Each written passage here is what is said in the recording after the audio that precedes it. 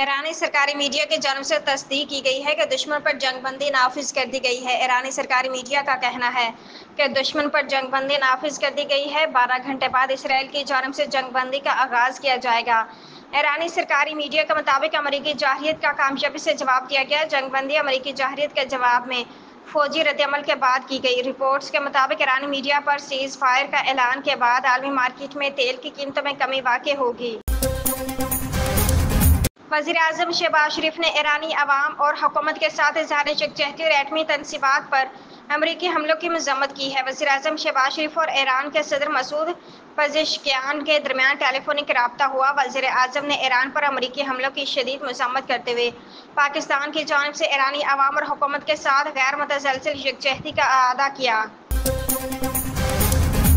आलमी मीडिया का कहना है कि ईरान ने कतर में अमरीकी अड्डे पर मिसाइल दाग दिए। अरब मीडिया के मुताबिक कतर के दारुल हुकूमत दोहा में जोरदार धमाके सुने जा रहे हैं। ईरानी मिसाइलों के दागे जाने के बाद दोहा में दिफाई निज़ाम मुतहरिक कर दिया गया है। इसराइली मीडिया का कहना है कि ईरान ने कतर में अमरीकी फौजी अड्डे पर 6 और इराक में 1 मिसाइल दागा है। अब से कुछ देर कबल कतर ने अपनी फ़ज़ाई हदूद को आर्जी तौर पर बंद कर दिया था। वाशिंगटन अमरीकी सदर डोनाल्ड ट्रंप ने कहा है कि इसराइल और ईरान जंगबंदी पर इत्तफाक हो गया है।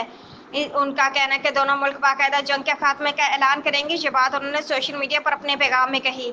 अमरीकी सदर डोनाल्ड ट्रंप का अपने पैगाम में कहना है कि तमाम लोगों को मुबारक हो, इसराइल और ईरान के दरमियान मुकम्मल जामे जंगबंदी पर मुकम्मल इत्तफाक हो गया है। उन्होंने बताया कि दोनों मुल्क बाकायदा जंगबंदी का ऐलान करेंगे। तकरीबन 6 घंटे बाद इसराइल और ईरान अपनी जारी आखिरी कार्रवाइयाँ मुकम्मल कर लेंगे। ये जंगबंदी 12 घंटों के लिए होगी और फिर जंग को ख़त्म तस्वुर किया जाएगा।